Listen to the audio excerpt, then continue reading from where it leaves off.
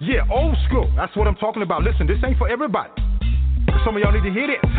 I know you're in the trenches fighting, but check it out. I'm gonna put it down like this so I can help the saints understand.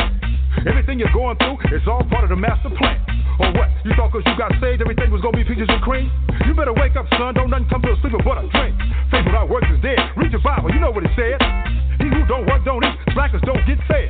Yeah, Jesus said he who puts his hand to the plow looks back the same ain't fit. Some of y'all ain't been in the trenches 5 minutes and you about ready to quit. I ain't mad at ya, I'm just hitting you with the real. If you died for me and I was still tripping, now how you think that make you feel? Check this out, deep game, this here's deep. Some of y'all ain't sawing nothing but you studied trying to reach. But unto him who is able to position faultless by his glory. Struggles might be part of your testimony, but it ain't the end of the story. Now the point is this was prophesied way back in the day. Choir, sing your hook right here and see if the church can relate. I know we can make it. Oh, we can make it. I know good and well. God can work it out. He'll work it out. Work it out. Yeah, he'll work it out. I know we can make it. We can make it. I know good and well. God can work it out. Yes, he can. Yes, he can. Yes, he can. Yeah. Thinking not strange, the fiery trials were to try you. You say, why you? But your church say, what would Jesus do? Why you asking if he ain't trying to do what he's saying? He told you he was going to have tribulations, but you thought he was playing. 1 minute you're telling how good God is and can't nobody beat your talk. The next minute you're backsliding so fast, it's like you're moonwalking. Oh yeah, I'm preaching to myself because I ain't no better. It ain't like I've been following his every word, obeying it to the letter. So we soldiers, we got to remember that. Regroup, stay on point. Yeah, bow down, confess, repent, stay humble, let him anoint. It ain't easy as I thought it was. I'd be lying if I told you that. But it showed up getting better all the time. Trust me, that's a fact. Ain't nothing we going through that can't be handled. God put that on his son. Like they say, you can shout now if you want to, cause the battle's already won. So while you're going through the valley, don't even trip. You're gonna be on top. Choir, sing the hook line one more again. This time you don't stop. I know we can make it. We can make it. I know good and well. God can work it out. Yes, he can. Yes, he can. He'll work it out. We can make it. I know we can make it. I know good and well. Oh, yeah. Yes, he can. If you let him, I know good and well he can work.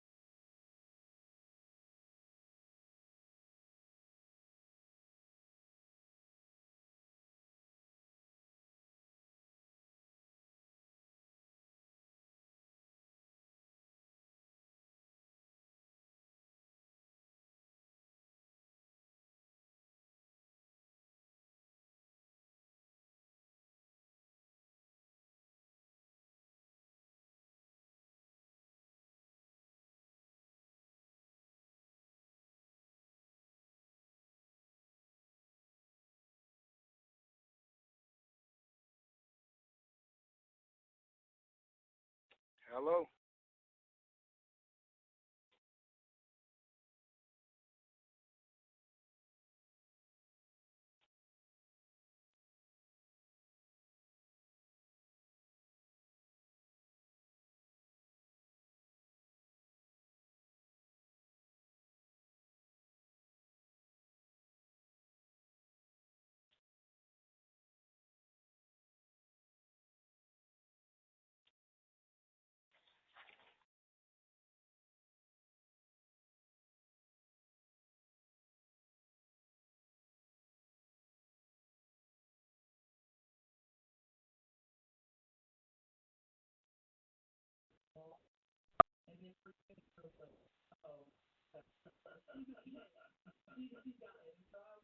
Hello?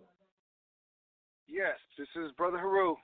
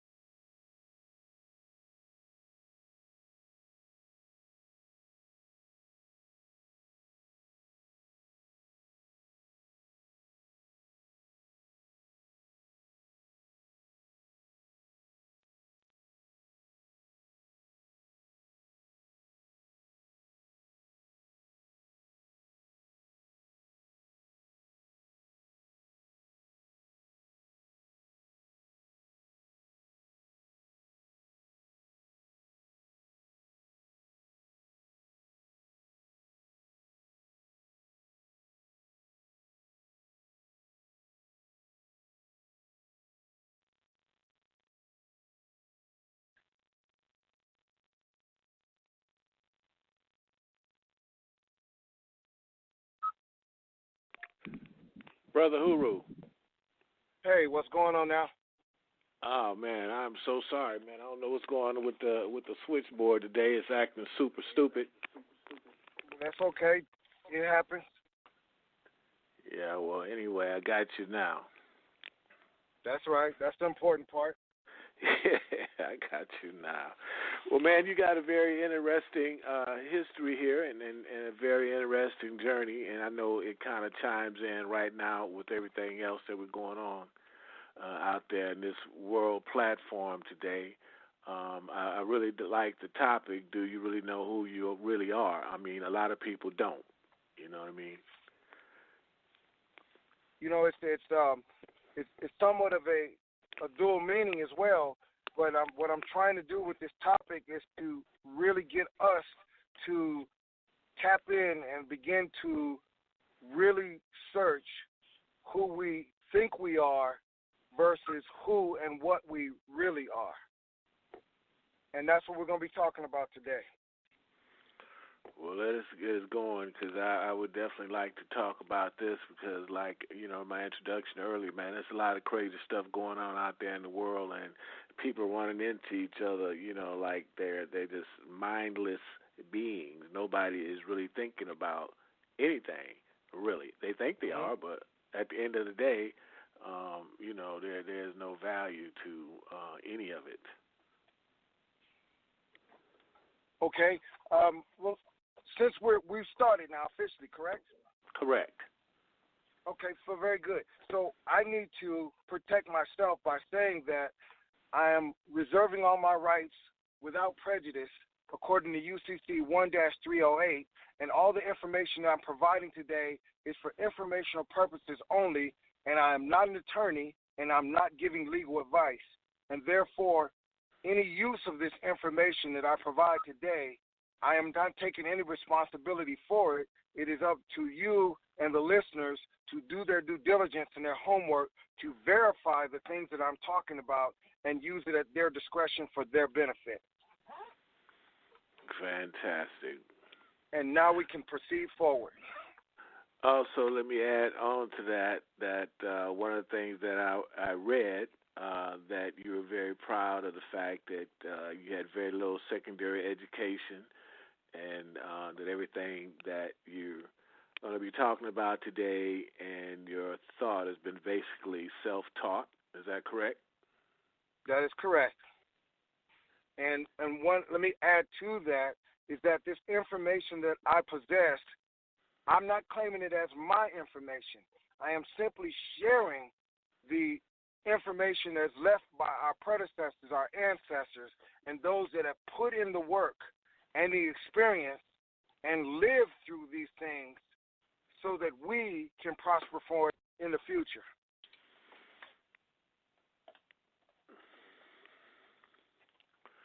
So let's talk. I guess one of the questions here we have: are you a part of We the People, and how does that work as far as the Constitution? Because somebody told me earlier today that let me speak. I want to be politically correct. I guess as a black man, that we weren't initially part of the Constitution. Okay. It gets really, really tricky, and this to properly answer your question, we got to kind of talk about a little bit of history. For example, I have to ask the question, and this is not a hypothetical, but it's I don't want to answer, but I want you to log it. It was rhetorical. That's the word that was slipping me. It's a rhetorical question. Who named America America? Because we have this history in our brains of the United States and the Revolutionary War and the Civil War and the independence of this nation. We have those history parts in our brain, but let's step back a little further. Who named America America? And when you get that answer, that's going to take you to a whole nother plane of understanding when it comes to defining the word black and understanding what it begins to mean. Now, the original question you talked about was We the People. to really understand that question, we have to understand that there are two different languages. There's the language of the collegiate dictionaries, and then there's the language of law and commerce. And it's defined as legalese, also known as the words of art. And the same way we would look at an urban dictionary versus a collegiate dictionary, where the court systems and the law look at the collegiate dictionaries and the law dictionaries completely differently. The law dictionaries are the words that define how things really work versus how we perceive them to work, or what we may have nicknamed them socially over time. For example, the word good and bad, or cool, right? What does cool mean back in the day? What does cool mean now? Well, that's something that would be in the urban dictionary. But when it comes to law and commerce, the word cool only has one meaning. And it is the meaning that is defined in the legal dictionary, and there's no deviation from that. And that's what we need to get our heads around when we start talking about these words. So relating that back to we the people, now we have to ask ourselves, what is the people? Because we always call ourselves persons. Is that correct? Yeah. We know ourselves to be persons. So if you are a person, how can you be we the people? Because a people and a person, legally defined, are two different things, and that's what we're going to get into. Because usually when you speak of we the people, you're speaking of more than one, and person is referred to a personal situation, meaning you, me, I. Okay. Now here in law, this is where we're completely mistaught. Person is not the singular form of people. A people is like a fish. A fish in a singular and a fish in a plural is the same thing. But a person in a singular is a person, and persons is the plural, not people. So, the legal definition of a person in Title 18, Section 31, it defines, I'm sorry, not A, but 15. It defines the word person, and it is defined as an individual, a corporation,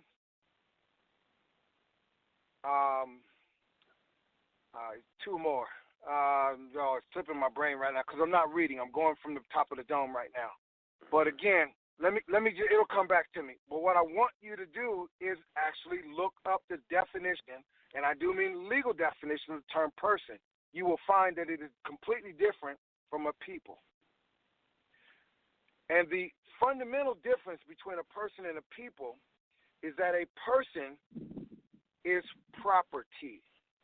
It is literally property because we are all persons that belong to the United States corporation. In the same sense as if I worked for Walmart, I would be under the control of Walmart. So if if that's the situation, then what this whole freedom thing is really overrated, because if that's the case, you really not free. That's exactly correct. We are, because of the purposeful miseducation, we are barking up trees that lead to absolutely nowhere. We're arguing for reparations when the 14th Amendment clearly defines that 14th Amendment citizens cannot, shall not receive reparations. It's legally defined in the 14th Amendment, but we're running up this tree asking for reparations. But here's the catch to it all, because I brought up the 14th Amendment. Here is how we became property, and here's how we became persons. When we were born, for example, yourself, where were you born, sir?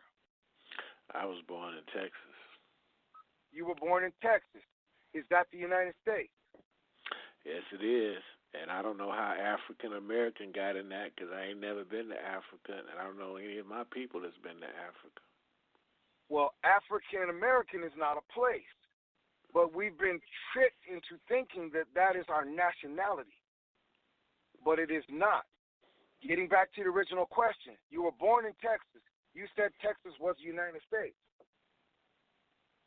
That's an incorrect answer. So now I have to ask you, where is the United States? And this is going out to all the listeners as well. Where is the United States? Well, we were taught it was here in the country with which we reside. That's what we were taught. Okay. All right. Now let's go back to the law books now. Every single state is a nation. It is a country all by itself. And because of the annex treaties that were not amended, but were ratified, that allowed them to become part of the United States, is what makes them part of the Union. The United States is legally defined as Washington, D.C. It is a corporation. It is not a country. So unless you were born in Washington, D.C., you were not born in the United States. Why is that important? Because if you were born in Texas, then you were a Texan. And a Texan, under the Constitution of Texas, says that you were born with all the rights of the Constitution. You were born with all the rights, inalienable rights of a human being, and it is supported and backed by the Constitution of the United States. That is per the Annexation Treaty. So you were born free, but something happened that made you convert from being a Texan to a U.S. citizen. And that's where the Social Security number comes into play. When our parents unknowingly got us this Social Security number, that converted us from being free, sovereign people into United States citizens or persons. Well, that must mean it's been generations even more misinformation, because where hasn't been an option that anybody had an option to accept a Social Security number or not. No, now let me also take a step back and let me say this, that law equals contracts and contracts equal law. So when we go into any courtroom, the decisions being made have absolutely nothing to do with right or wrong. It has to do with either you're in compliance with the contract or you have defiled the contract or broken the contract. That's all that's being decided. Now, going back to that question, right? The Social Security application is a contract. The driver's license is a contract. Your voter registration is a contract. And what do they ask you when you apply for any of those? Are you a U.S. citizen? Yep. And us, being miseducated, we answer the question, yes. We tell the system that we are United States citizens, when in fact we were born state citizens, which have completely different identities. One is free, and the other is property. I have this little thing that I tell people, man, and let me ask you how you feel about this concept. I say, he who created the game also created the rules.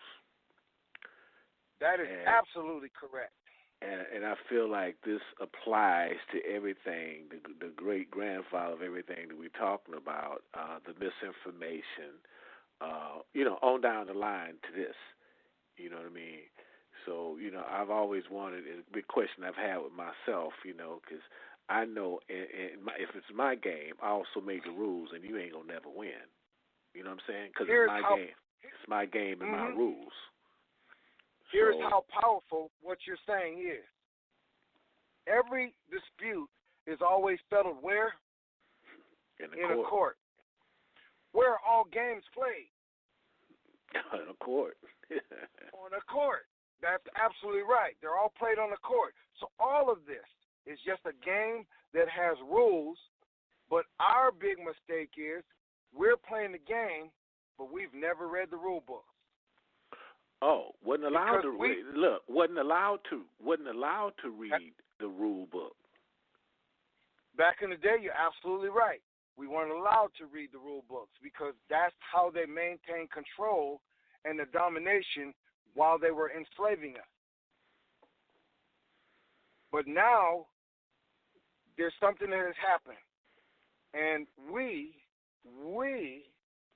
have manifested the internet to give us the information that we need without permission. Because there are millions of individuals like myself that have acquired the rules to the game and are now teaching it. So there's absolutely no excuse for any topic for you to say, I don't know. Because you got a supercomputer in your hand. It's glued to your hand. All you got to do is push the buttons and ask the question. And the answer is there because there is somebody online boasting about the information that they know. Mm-hmm. Well, I'm loving this conversation because it's leading me right into something else. But I want to say for those that just joined the show, if you got a question, press number 1 on your phone. Let us know that you're there. We'll be glad to let you chime in. Other than that, I see the switchboard is lit up. If you want to sit there and enjoy the show, you can do that. And hopefully you got your notepad out and taking some notes because the brother's dropping some jewels. My man, here's a question because we kind of know what the problem is, at least the ones that's awake. We know what the issues are, and just like you spoke a minute ago, there's a million of people out there, such as yourself, that really is aware of the game. But then that takes us to another thing. Even though you know the rules to the game and you can play the game adequately, then here come that other monster. The other monster is called power. And control. And control. You know what I mean? Power. So how do we navigate that? Okay. He who has the knowledge also possesses the control. Repeat that. He who has the knowledge also possesses the control. Because we are all manifesting our own destinies.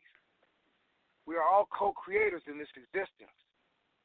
So the smarter you are, the more informed you are, the better you can navigate this game playing field. Because it's all a big game of Monopoly. Monopoly is a metaphor for real life, so is the game of life. So is the chessboard. These are all metaphors for how the game of life is really being played. And those are games that are necessary for our, not only our survival, but our thriving under these conditions. They control us through our ignorance. This is why they deliberately misinform us. We've all heard about the, the school to jail pipeline. How is that happening? How is it they can determine from the 4th grade how many prison cells that need to be built to accommodate the next level of prisoners? And it is because they possess the knowledge. They are taking the time while we're watching the Laker game and the Super Bowl and all the other sports and distraction out there, the fights, right? They're in the trenches with what we think of or has been taught out of the think tanks, the lobby groups. Well, these are all individuals where this is what they do 24/7 is devise plans for maintaining their control over everybody that don't know the game. We don't have to become part of them, but we need to learn the game. And then they take the gladiators to the Coliseum so they could be entertained. It's an old adage of the Romans. Yeah. Give them food and entertainment, and I'll control them forever. Give them food and entertainment, and I'll control them forever. That's Caesar talking to you right there. This is how long the game is being played. Yep. You see it every day. People flying down the freeway, people flying down the freeway and killing 2 or 3 other people to get home to watch some game on TV. Which is all just a distraction, but this is all designed. It's all by design because they don't want you in the trenches learning how the game really works. And so, let's talk solution for a minute because you asked about that. Part of the solution is redefining within ourselves what we call entertainment. Because that's what happened in my evolution, in my revolution of the mind, was that I redefined what was entertainment. And I started entertaining myself by seeking out the knowledge of how things really work. And it began with a couple of simple questions. I was asked on October 25th, 2010 at 5:30 p.m. The date and time is burned in my head because that's the day I took the red pill and came out of the matrix to see it for what it really is. What is Washington, D.C.? We talked about it earlier. It is the United States, but it's something deeper. It's a state, it's a city, a state, and a nation all by itself. The same thing with London, the same thing with the Vatican. That is the trilogy that controls the world. The United States is the military arm. London is the financial arm, and the Vatican is the religious arm. That's the triangle of control that is maintaining the power for the elite. And we know the Vatican has been corrupted for how long? Since its existence. and your evidence of that is you can look back at every single Roman style movie, whether it be Spartacus or what's that one that starts with an M? Oh man, it's skipping my head. But anyway, any of these I could Roman think of one, Caligula. Caligula, and you just keep going. You can even look at it, the what is this? Something of Thrones. Game of Thrones. Thrones. You can look at all this stuff. There is always, and I say always, high priests that are calling the shots that the emperors always go to for advice. And that's who's always been calling the shots. The kings and queens of the world are never been the shot callers. That's just the public face for the real elites that are behind the scenes. And it's always been that way. So when you say in the high priest, and some people call it the church. Exactly. And the church system is ordained and run by the Vatican globally. There is no separation. You can call it Catholic, Jewish, Islam, you call it whatever you want. The Vatican is running all religion. Now that's an Nothing interesting concept. Nothing goes in any book or is practiced without the Vatican approving it. That's what the popes do. They approve all literature and all teaching by every church. Mosque, synagogue, the whole 9 yards. That's what they do. And don't believe me, just do your research. Just do your research. Yeah, I always Here's another. let me throw this out there real quick before you ask that question. Okay. What I've come to, the foundation for my motivation is that I've learned to stop believing in things and learning to either understand it or don't understand it. But there's nothing in the middle. And that's what belief and faith has become. It's that in the middle where you don't have to admit that you don't know it, but at the same time you can't really say I do know it. It's the safe margin for control. We have to stop believing in things and start to either understand it by verifying the information or admitting that we don't understand it and then seek out the information. Yeah, that was a powerful statement, too, because that's what I kind of touched on a little bit earlier, that people don't know how to get out of their own way. And right along with that, it's important that we truly know what we don't know. You know, if you know what you don't know and you have any kind of horse sense or common sense, as my mother used to say, that right there will prompt you to go seek out the necessary knowledge. Wouldn't you agree? I agree 100%, and I'll take it a step further. One of the phrases and quotes that I've adopted as well is we all know what we know, but we don't know all there is to know about everything we know. Yes. I can go with that one as well. We don't know all there is to know about everything we know. And once we accept that phrase, that statement, then we can open our minds to growth. Because as long as we think we know it all, which is a sin in itself, we've shut down. The doors are closed. And we will keep being controlled. Brother Hu-roo, I don't know if I asked this question early on, but it's jumping out at me. At what point in time did the lights come on with you? What point in time did you wake up? I think you may have mentioned something about a red pill earlier. Yeah, I did. I didn't get that, you know. I mean, because I know you had to go through some things in order to get to that age. And what was going on during that period to lead you up to your awakening? Okay. For me, 2006 to 2007 to late 2008, I had become a day trader in the stock market.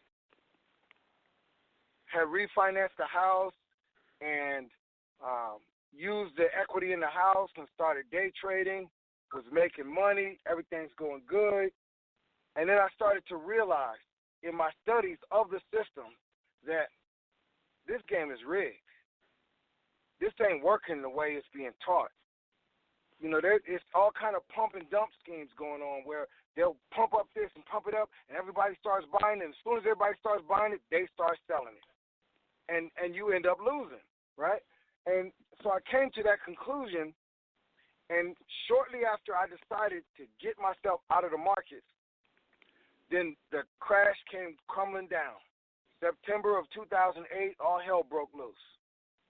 I managed to get out the way, but it made me ask the question, what the hell just happened? So here comes October now, and October 25th, 2010.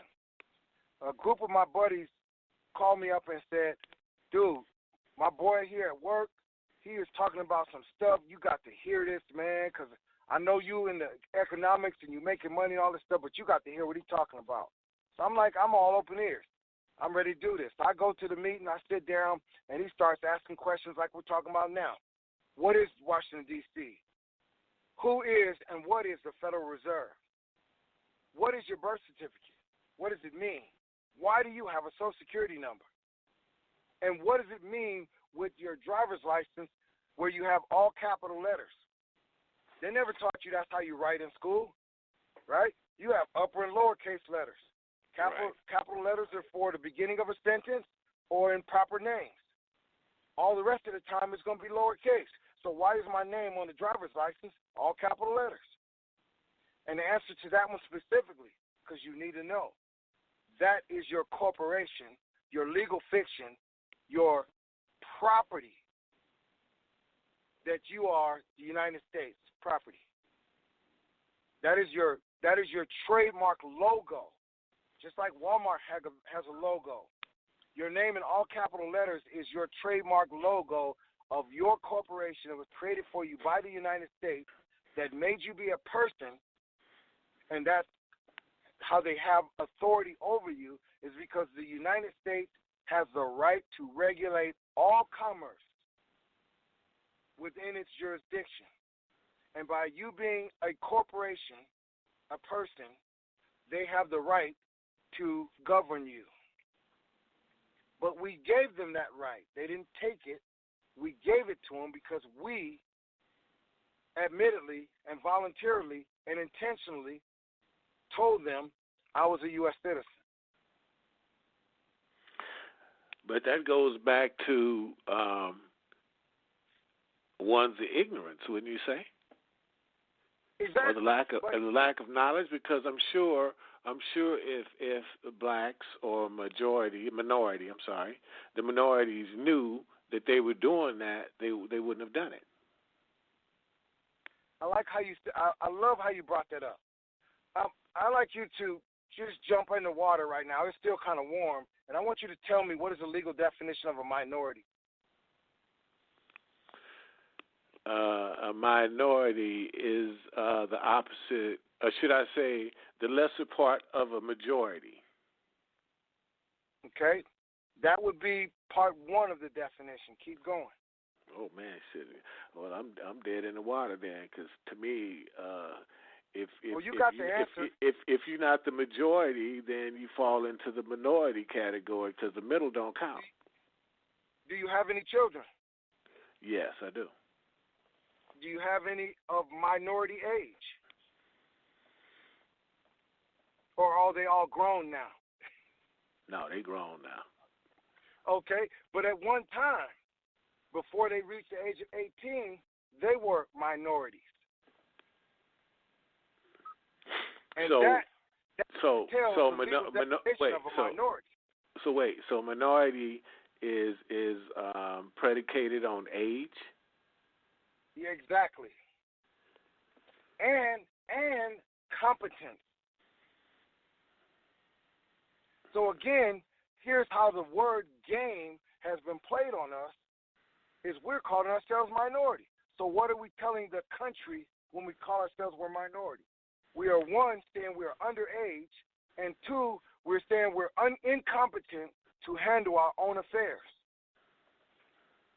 Because that's what a minority is. That's why a parent always has to sign for their minor children, is because they're incompetent of handling their own affairs. But here we are identifying ourselves as minorities, which is sending a message to the community and the state, which matters, right, that we are also underage and incompetent. And this is the reason why you have to have an attorney in the court.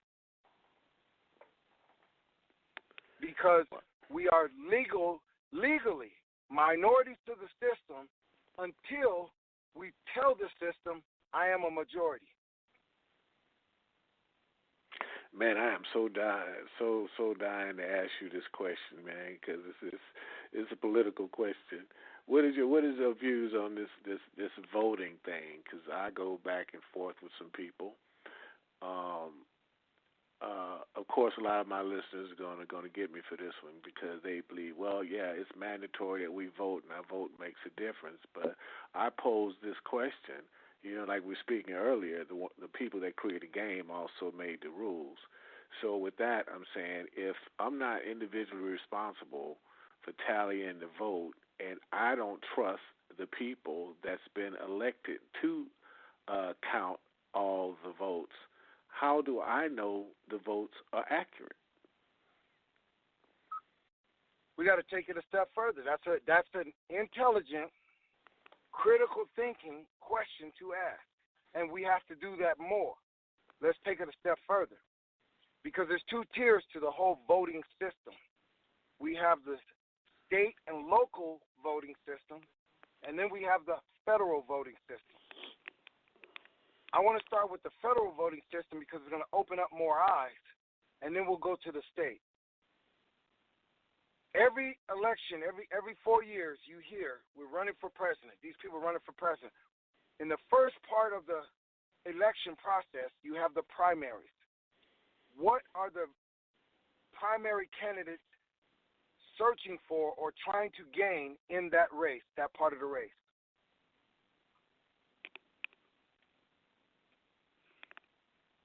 They're looking for delegates. Delegates are not votes. They're looking for the delegates. So we have to ask ourselves, okay, well, who are the delegates? The delegates are appointed by the state, not the people. What happened there? Your vote didn't count for nothing because the delegates, right, they have to get a majority of the delegates to move on to the next phase of the election, right? And then who appointed the delegates? The state appoints the delegates. And then the winner of the primaries gets to go on to the second phase where now there's the popular vote and then there's the electoral vote. What does it take for a president to be voted into office? He has to get what? 270. He got to get 270 electoral votes to become the president. I'm sorry. I didn't hear nothing about a popular vote right there. Me so neither. Who is the Electoral College? Who appointed the Electoral College? Do you remember voting for an Electoral College? Nope. No. So where did the Electoral College come from? Guess what? The states elect or appoint. I'm sorry, they don't elect. The states appoint the Electoral College. So where do you come in that whole process? The answer is you don't come in at all because the state appointed, yes, the state appointed the primary candidate, right? The state appointed the primaries, the delegates, and then the state appointed the Electoral College. And it's those votes that make a president. You seen it with Al Gore and Bush. You saw it with Clinton and somebody else, and you can keep going back in history, where the popular vote was greater than the electoral vote, but the electoral vote appointed the president. You had a question. I just know if it's my game, whoever I want to win at the end of the day, that's who's going to win.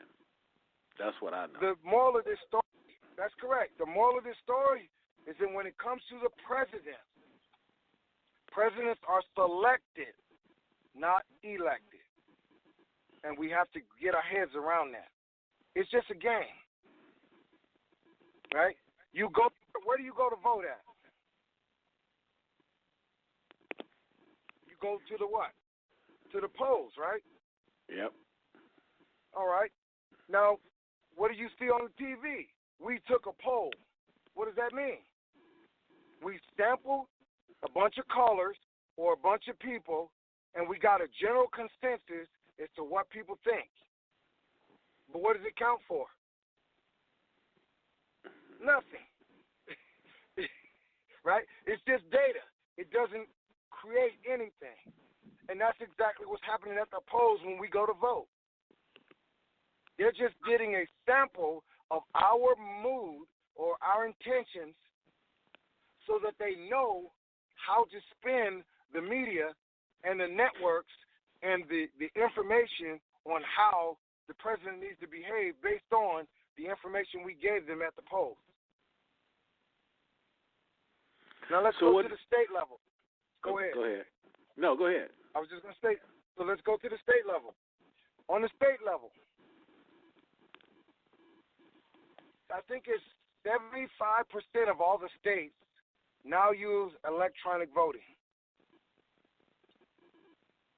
The creator of the electronic voting machine testified before Congress that those machines can be manipulated to put in any outcome they want to have in them, and you won't be able to see that they did it.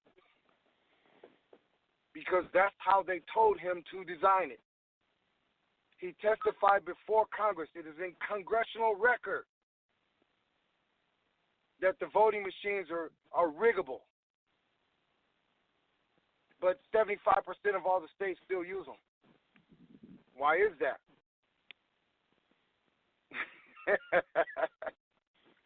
Right? Because they can. Because they can. Because they can. Exactly. So, but here's part of that game that we overlook. Presidents come every 4 years, but House of Representatives and senators, they can be there for life. Those are the individuals that are changing our world, but we don't pay any attention to them. Those are the people we call our representatives, but we don't pay any attention to them because those are the ones that are really changing our world. And that's where we have to be involved at if we're going to get into any kind of voting process at all. We need to be involved with the Measure M's and the SB this, the Senate bill this, or the House bill this, and all that kind of. Those are the things that we need to do our due diligence and our civic responsibilities in dealing with, because that's what's changing our world, not the president at all. So that was going to be my question on whether you see the change is going to be, because like my opinion is, if it's my game, I'm going to win, or whoever I say going to win. So if we know that ultimately that's what's going to happen, how can we be all that we can be within that game? And I think you mentioned earlier, you said knowledge, but can you break that down a little bit more? Sure. I've been waiting for this opportunity. What is your nationality? Well, like I said, I was always told that I was black, but ever since I was out of high school, I didn't go for the African thing. Okay. And I still I still have some questions because you say nationality. My grandmother, she was full-blooded Blackfoot. She was Indian, and I was taught that from her until I was 18 years old, because she passed away when I was 18. So I did like most people. I went and did that Ancestry.com thing, and it told me that I didn't have no American Indian in me whatsoever. So that meant that my grandmother had to be lying to me all her life, or all my life, should I say. Or somebody else might be lying to you, because, see, I tend to trust your grandmother way more than I trust the state. Exactly. My point exactly. So if they identified all us black Americans with a substantial amount of Indian in them, we'd probably bankrupt the government even more. Okay. See, this is why the question of what is your nationality is so important. And if you have any callers, I'd love to hear from them right now, because I need to get on the phone with one of them and ask them the same question. You heard the invitation, everybody. Press number 1 on your phone and chime in if you need an answer to this question. So don't sit over there and want to know something and don't say nothing. That's right. This is all about participation. Press number 1 on your phone. Let us hear from you. Okay. So when it comes to nationality, right, we get it confused with ethnicity. We look at all the forms on the census form. They say, what is your ethnicity? They leave out completely what is your nationality. Why is that? Because they want you to claim U.S. citizen. And even more so, when we fill out that ethnicity, we are saying that I'm black, I'm Latino, I'm Hispanic. Actually, Hispanic has some ground to it, and I'll explain that in a second. We're black, we're African American, we're Negro, we're colored, we're Latino, we're Asian. Those aren't places. Those are not places. Where are those places? Where is Latino? Where is black? Where is African American? You can't put your finger on the map with those. So what you're saying when you check the box for those ethnicities, you're saying I am nationless. And the United States has a legal right, it's written into its statutes, codes, and regulations and ordinances, that any unclaimed national can become my property. So they make you be a U.S. citizen because you don't claim a nation. So remember, you were born in Texas. In the future, you're going to check the box, and you're going to say other, and then you're going to write in, I'm a Texan. That's what I am. Because Texas was here before there was a United States. California was here before there was a United States. Pennsylvania and Utah, and we can keep on going down, they were all here long before there was the United States. Remember that initial question I said? Who named America America? The same one that created the game. That's why I laugh about every time when I hear people talk about for our Mexican brothers to go back to Mexico. Yeah, they don't know. They don't know. See, America, America, Americo, Morocco. Did I just say Morocco? Yeah. I did say Morocco. America means of Morocco. The Americas, North, Central, and South America, still belong to this day to the Moorish Empire of Morocco. And the United States is here by treaty agreement, which is the Peace and Friendship Treaty of 1787.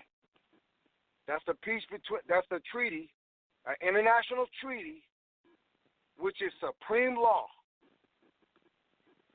The United States is here with permission from the nation of Morocco. And give that treaty number again, because I know some people want to go look that up. Please read the entire Peace and Friendship Treaty. The Peace and Friendship Treaty of 1787. The United States is here with permission. Now, why is that significant?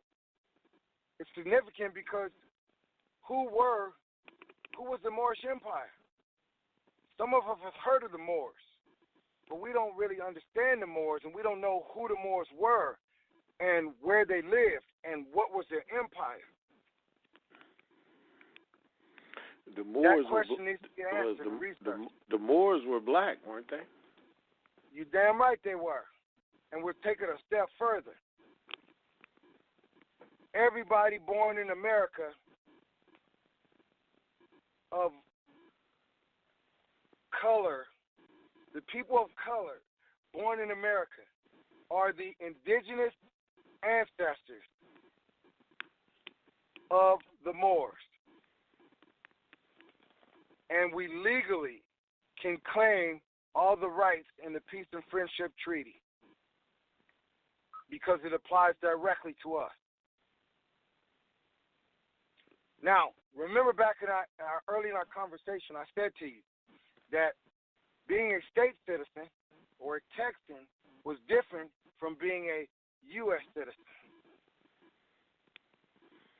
A Texan that has notified the system that it is of the majority has all the rights and benefits protected by the Constitution because the Texas Constitution still applies to you.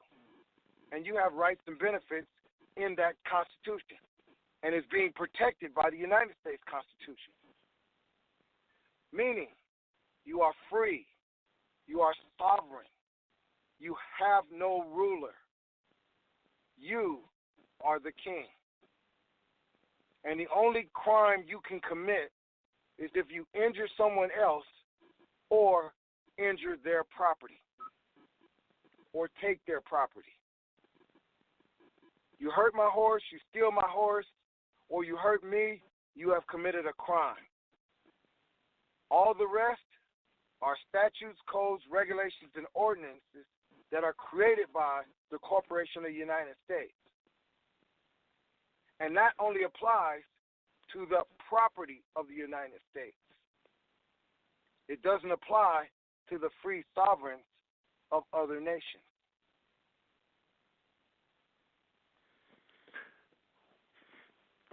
That's very interesting stuff, and I'm sitting here thinking how to one be a country or a free sovereign state within itself and coexist with the United States in terms of your rights and benefits. That's what the annexation treaties were. They were ratified by the majority of the states.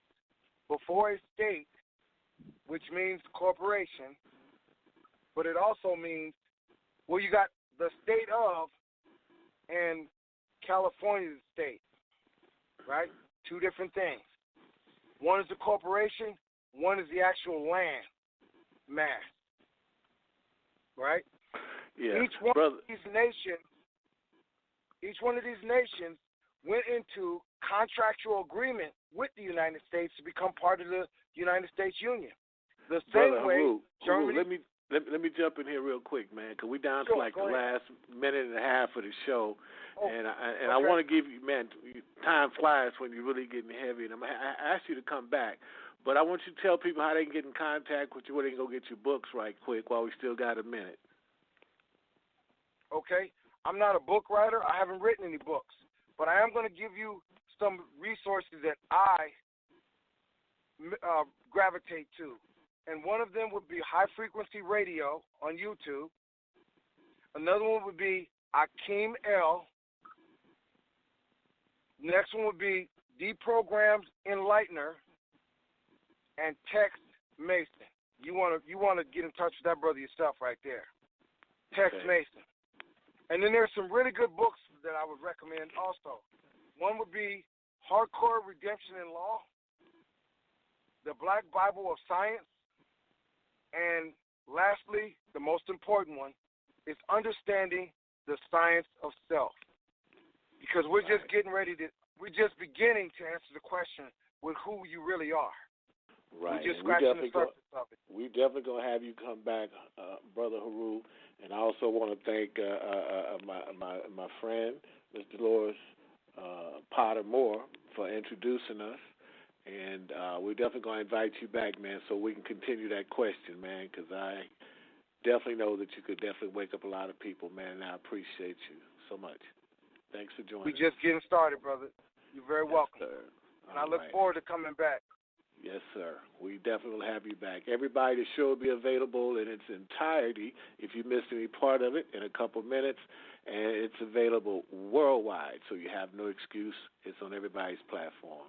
And thanks for listening. It's your host, Lamont Patterson, and have a blessed day. See you next week.